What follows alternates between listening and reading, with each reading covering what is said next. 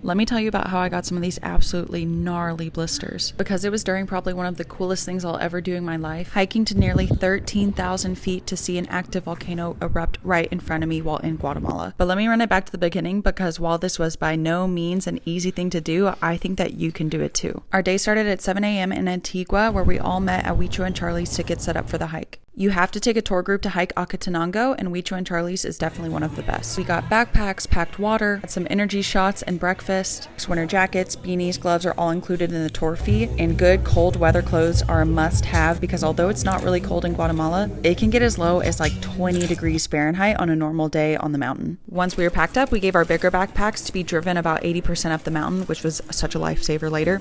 But we grabbed our snacks and some dog food for the Acatenango dogs, and we were on our way. It was about a 30-minute drive to the base of the mountain, and yes, there were dogs waiting for us for some treats. Okay?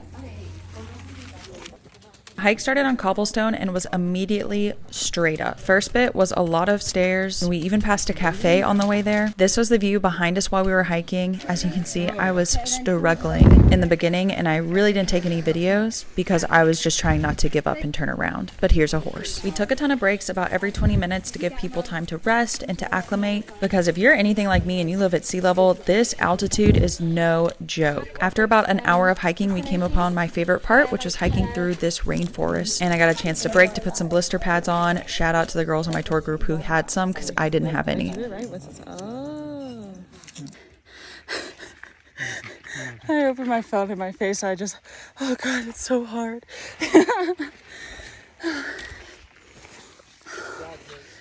Oh yeah, I'm feeling much better now.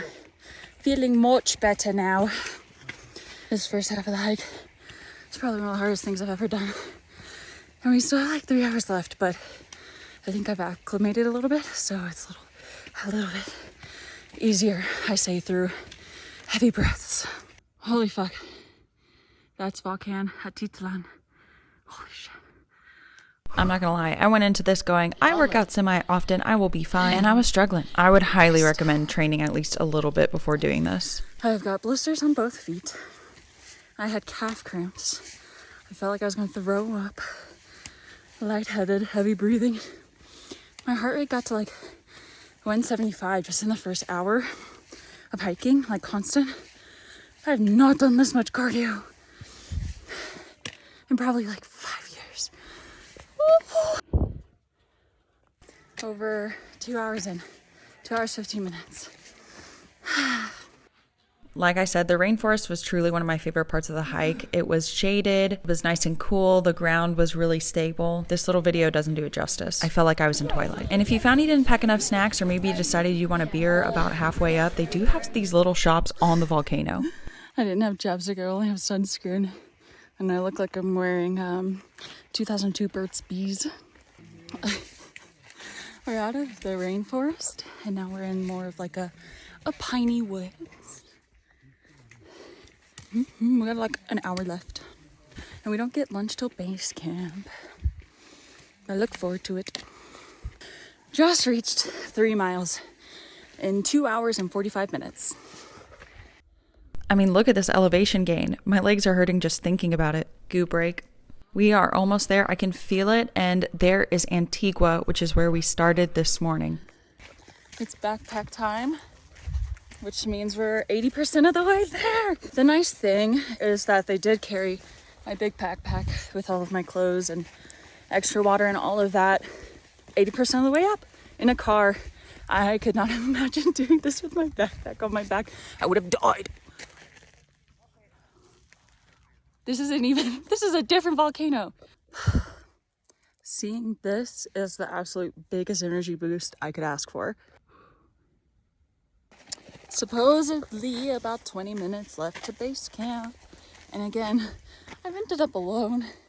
I'm just like too slow for the fast people, a little too fast for the really slow people.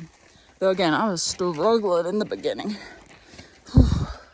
And once we get to base camp, we have to make the difficult decision if we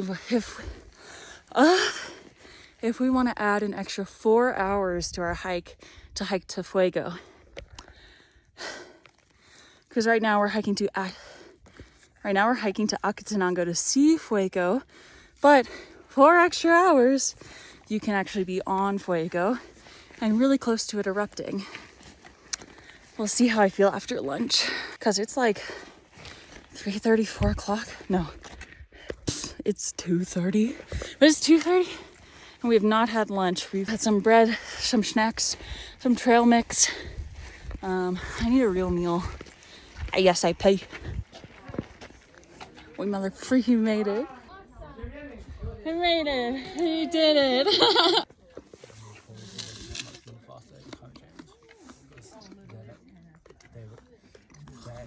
And this is what beautiful Volcano Fuego greeted us with as we had lunch and rested.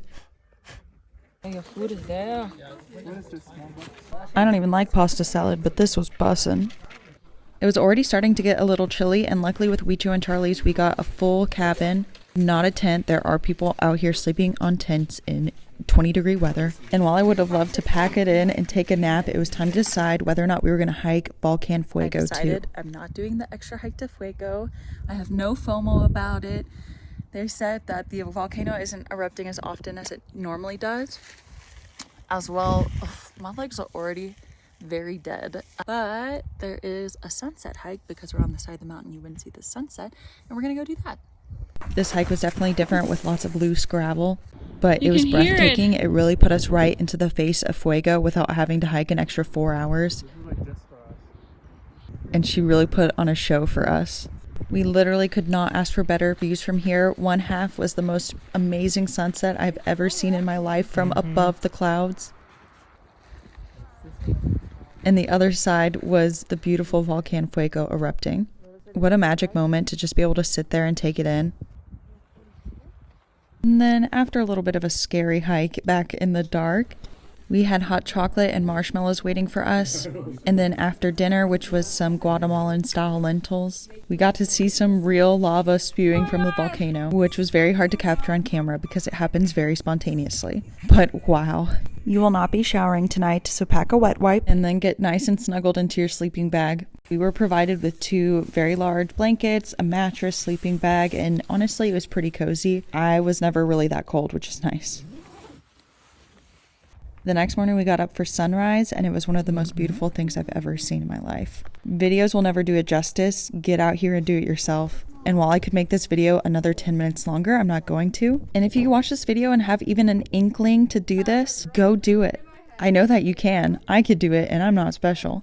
If you have any questions about things like cost, transportation, bathrooms, difficulty, I'm happy to answer. Don't forget to get back out into the world, and happy trails.